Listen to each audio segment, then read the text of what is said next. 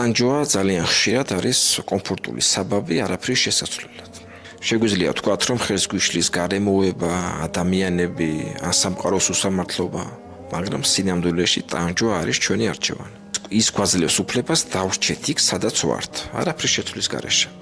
სანამ ტკივილში ვართ, შეგვიძლია აუხსნათ საკუთარ თავს და სხვებსაც. მე შევძლებდი, მაგრამ აი ამის და ამის გამო ვერ ვქენი. ასე თითქოს პასუხისმგებლობა გადადის გარე დაბრკოლებებს, შემთხვევითობაზე, მაგრამ არა ჩვენზე. ხშირ შემთხვევაში ტანჯვა არის გზა, რომ თავი აარიდო ყველაზე დიდ შიშებს.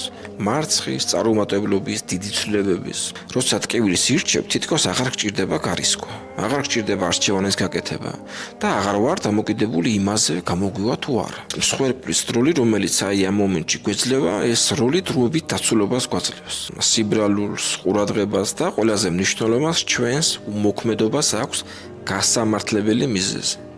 ტკივილი ჩუმად იქცევა კომფორტის ზონად, მაგრამ იქიდან გამოსასვლელად ყველაზე მნიშვნელოვანი ნაბიჯი უნდა გადადგა.